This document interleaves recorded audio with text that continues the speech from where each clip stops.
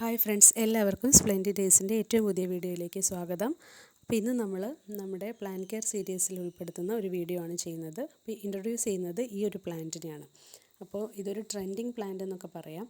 ഇപ്പോൾ ഈയിടെയായിട്ട്, അതായത് ഈ ഒരു ലാസ്റ്റ് ഇയർ ആയിട്ട് നമ്മൾ ഒരുപാട് സ്ഥലങ്ങളിൽ ഈ ചെടി കണ്ടിട്ടുണ്ടാവും. മാസമായിട്ട് ലാൻഡ്സ്കേപ്പ് ചെയ്യുന്ന ഏരിയകൾ, അതായത് ഹോട്ടലുകൾ, ഹോസ്പിറ്റലുകൾ, പിന്നെ എയർപോർട്ട്, അങ്ങനെ പല പല ഏരിയകളിലൊക്കെ നമ്മൾ ലാൻഡ്സ്കേപ്പ് ചെയ്യുന്ന സ്ഥലത്തൊക്കെ ഈ ചെടി കണ്ട് പരിചയം ഉണ്ടാവും. അപ്പോൾ വളരെ ഈസി ആയിട്ട് വളർത്തിയെടുക്കാൻ പറ്റുന്ന ഒരു ചെടിയാണിത്. ലെസ് കെയർ മതി. അപ്പോൾ ഈ പ്ലാന്റിൻ്റെ വിശേഷങ്ങളിലേക്ക് നമുക്ക് പോകാം.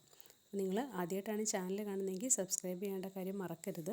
പുതിയ വീഡിയോസിൻ്റെ നോട്ടിഫിക്കേഷൻ കിട്ടാനായിട്ട് അടുത്തുള്ള ബെല്ലൈക്കൺ കൂടി ഒന്ന് പ്രസ് ചെയ്യണം. അപ്പോൾ നമുക്ക് വീഡിയോയിലേക്ക് പോകാം. അപ്പോൾ ഈ പ്ലാന്റിൻ്റെ പേര് Furcraea Foetida എന്നാണ്. അതിന് കോമൺ ആയിട്ട് മൗറീഷ്യസ് ഹെമ്പ് എന്നാണ് അറിയപ്പെടുന്നത്. അപ്പോൾ സൗത്ത് അമേരിക്കയിലൊക്കെയാണ് ഇതിൻ്റെ ഒറിജിൻ, കരീബിയൻ ഐലൻഡിലൊക്കെ.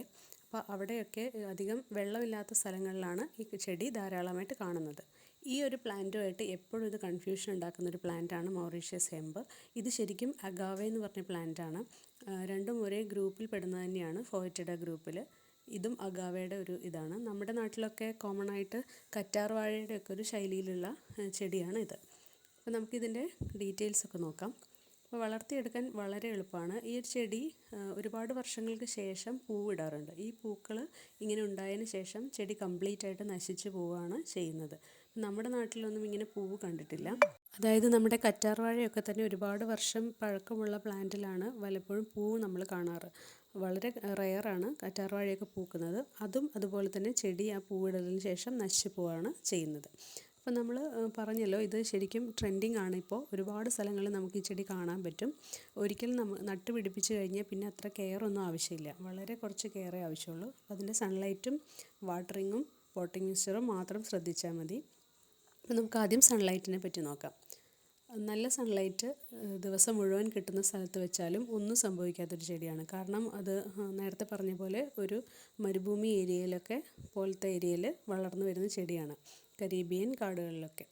അപ്പോൾ ഇങ്ങനത്തെ ഈ ചെടിയിൽ നിന്ന് നമുക്ക് പല സുഗന്ധവ്യഞ്ജനങ്ങളൊക്കെ എടുക്കാൻ പറ്റും, ഇതിൻ്റെ ഒരു ഒറിജിനൽ പ്ലാന്റിൽ നിന്ന് കേട്ടോ. അപ്പോൾ നല്ല സൺലൈറ്റുള്ള സ്ഥലത്ത് വേണം നമ്മൾ ഈ ചെടി നട്ടുപിടിപ്പിക്കാൻ വേണ്ടിയിട്ട്.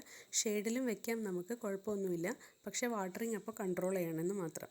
കാരണം വേരുകൾ പെട്ടെന്ന് അഴുകിപ്പോകുന്ന ഒരു തരം പ്ലാന്റാണിത്. അപ്പോൾ നമ്മൾ നല്ല വെയിലത്ത് വെക്കുകയാണെങ്കിൽ ഇതിൻ്റെ ലീഫിന് ഡിഫറൻസ് ഉണ്ടാവും കളറിൻ്റെ.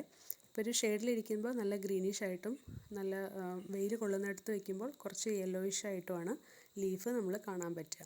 പിന്നെ ഈ ചെടി നല്ല ഹൈറ്റ് വെച്ച് പോകും. അപ്പോൾ വെക്കുമ്പോൾ തന്നെ നല്ല വിസ്താരമുള്ള പോട്ടിൽ വേണം നമ്മൾ ചെടി നട്ടുപിടിപ്പിക്കാൻ വേണ്ടിയിട്ട്. പ്രത്യേകിച്ച് കീടശല്യങ്ങളൊന്നും ഉണ്ടാവാറില്ല. പ്രായമാവും തോറും ഇലകൾ കൊഴിഞ്ഞ് വേറെ വേറെ ഇലകൾ വന്നോളും. ഈ ഒരു പ്ലാന്റ് ഒരുപാട് കാലം വെയിലത്തിരുന്നതുകൊണ്ടാണ് ഇങ്ങനെ ഇലകളൊക്കെ കരിയാൻ തുടങ്ങിയത്. കാരണം അത്യാവശ്യത്തിന് വെള്ളവും കിട്ടാതെ ഒരുപാട് കാലം വെയിലത്തിരുന്നതുകൊണ്ട്. നമ്മൾ വെയിൽ കൊള്ളിക്കുകയാണെങ്കിലും അതിനാവശ്യത്തിനുള്ള വെള്ളവും കൂടി കൊടുക്കുകയാണെങ്കിൽ പ്ലാന്റിനെ നമുക്ക് സേവ് ചെയ്യാൻ പറ്റുന്നതാണ്. പിന്നെ നെക്സ്റ്റ് നമുക്ക് വാട്ടറിങ് നോക്കാം. വാട്ടറിങ് ഇത് പറഞ്ഞല്ലോ, ഒരുപാട് വെള്ളം കെട്ടിക്കിടക്കുന്ന തരത്തിലുള്ള വാട്ടറിങ് ഒരിക്കലും ഈ ചെടി സംരക്ഷിക്കില്ല. മാത്രമല്ല അതിൻ്റെ വേര് ചീഞ്ഞ് പെട്ടെന്ന് ചെടി നശിച്ചു പോകും. അപ്പോൾ നമ്മൾ വെള്ളം കൊടുക്കുമ്പോൾ ആഴ്ചയിൽ 2 പ്രാവശ്യം വെച്ചിട്ട് നനയ്ക്കേണ്ട ആവശ്യമേ ഉള്ളൂ. പിന്നെ നമുക്ക് കിട്ടുന്ന സൺലൈറ്റിൻ്റെ അളവും അനുസരിച്ച് വാട്ടറിങ് നമുക്ക് ക്രമീകരിക്കാവുന്നതാണ്. അപ്പോൾ ഒരുപാട് വെള്ളം അടിയിൽ കെട്ടിക്കിടക്കാതെ പ്രത്യേകം ശ്രദ്ധിക്കണം. അപ്പോൾ നമ്മൾ പോട്ടിംഗ് മിക്സ്ചർ തയ്യാറാക്കുമ്പോൾ അല്പം മണൽ കൂടുതലുള്ള തരത്തിലുള്ള പോട്ടിംഗ് മിക്സ്ചർ വേണം തയ്യാറാക്കാൻ. അതിന് നമുക്ക് ചകിരിച്ചോറൊന്നും ഉപയോഗിക്കേണ്ട കാര്യമില്ല, വെള്ളം പിടിച്ച് വെക്കേണ്ട ആവശ്യമില്ലാത്തതുകൊണ്ട്. അപ്പോൾ നല്ല നീർവാഴ്ചയുള്ള പോലത്തെ മണ്ണ് ഉപയോഗിക്കുക, കുറച്ചുകൂടെ മണലൊക്കെ ഉൾപ്പെടുത്തിയിട്ട്. എപ്പോഴും നമ്മൾ വാട്ടറിങ് ചെയ്യുന്നതിന് മുമ്പ് തന്നെ നന്നായിട്ട് അതിൻ്റെ മണ്ണ് പരിശോധിക്കുക. വെള്ളം നനവുണ്ട്, നമ്മൾ ഫിംഗർ ടിപ്പ് ഒന്ന് ഡിപ്പ് ചെയ്ത് നോക്കുമ്പോൾ നമുക്ക് ഫിംഗർ ഇറക്കാൻ പറ്റുന്നുണ്ടെങ്കിൽ അതിനനുസരിച്ച് മാത്രമേ നമ്മൾ വെള്ളം കൊടുക്കേണ്ടതുള്ളൂ. ഇപ്പോൾ ചെടികൾ എങ്ങനെ പ്രോപ്പറായിട്ട് നനയ്ക്കാമെന്നും ഓരോ ചെടിയെ പറ്റിയിട്ടുള്ള ഡീറ്റെയിൽ ആയിട്ടുള്ള വീഡിയോസൊക്കെ നമ്മൾ വേറെ ചെയ്തിട്ടുണ്ട്. നമ്മുടെ പ്ലാന്റ് കെയർ സീരീസ് എന്ന് പറഞ്ഞിട്ടുള്ള പ്ലേലിസ്റ്റിലുണ്ടാവും ഓരോ ചെടിയെ പറ്റിയിട്ടും വിശദമായിട്ടുള്ള വിവരങ്ങൾ. അപ്പോൾ നിങ്ങൾ ടൈം കിട്ടുമ്പോൾ നോക്കുക. ഈ വീഡിയോ നിങ്ങൾക്ക് ഇഷ്ടപ്പെടുകയാണെങ്കിൽ ഇത് ലൈക്ക് ചെയ്യാനും ഫ്രണ്ട്സിന് ഷെയർ ചെയ്യാനൊന്നും മറക്കരുത്. കമൻറ്റും ചെയ്യണം. അപ്പോൾ നമ്മുടെ ഈ പ്ലാന്റ് മൗറീഷ്യസ് ഹെമ്പ് എന്നറിയപ്പെടുന്ന ഈ പ്ലാന്റ് നമുക്ക് ഇപ്പോൾ നഴ്സറികളിലൊക്കെ അവൈലബിൾ ആണ്. അപ്പോൾ ഒരു തൈ അത്യാവശ്യം വലിപ്പമുള്ളൊരു മീഡിയം വലിപ്പമുള്ളൊരു തൈക്ക് അവർ പറയുന്ന റേറ്റ് 350 അങ്ങനെയാണ്.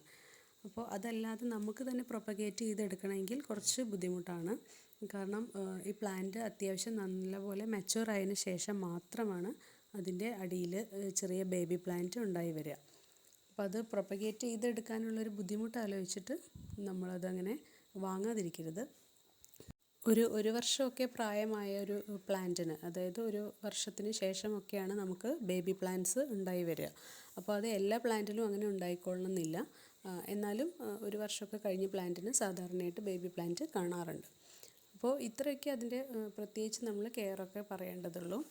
അപ്പോൾ നമ്മൾ വീട്ടിൽ ഇങ്ങനത്തെ പ്ലാന്റ് വളർത്തുകയാണെങ്കിൽ ഒരു വാസ്റ്റ് ഏരിയയിൽ ഒറ്റ ഒരു പ്ലാന്റ് വെക്കുകയാണെങ്കിൽ അതായിരിക്കും ഏറ്റവും ഭംഗി.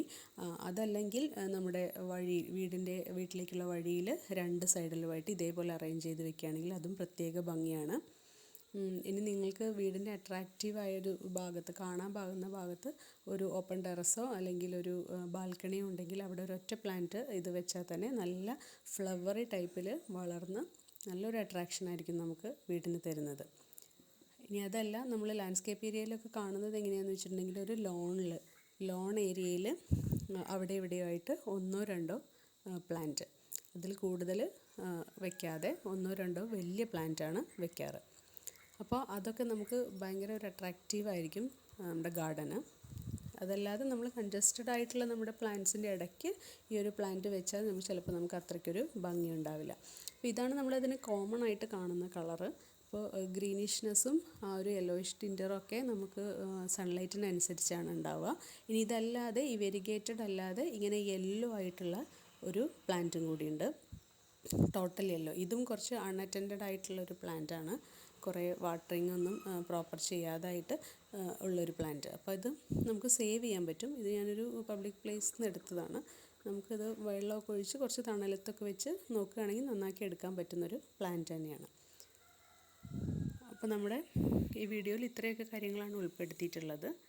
അപ്പോൾ നേരത്തെ പറഞ്ഞ പോലെ തന്നെ നിങ്ങൾക്ക് വീഡിയോ ഇഷ്ടപ്പെടുകയാണെങ്കിൽ ലൈക്ക് ചെയ്യണം, പിന്നെ ഫ്രണ്ട്സിനൊക്കെ ഒന്ന് ഷെയർ ചെയ്യാം, നിങ്ങളുടെ അഭിപ്രായങ്ങളൊക്കെ കമൻറ്റ് ചെയ്യാം.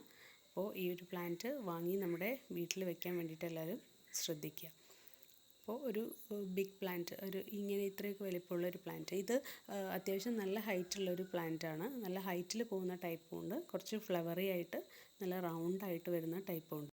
അപ്പോൾ വീട്ടിൽ വെക്കാൻ നമ്മൾ തിരഞ്ഞെടുക്കുമ്പോൾ കുറച്ച് ഡ്വാർഫായിട്ടുള്ള ഐറ്റമാണ് നല്ലത്.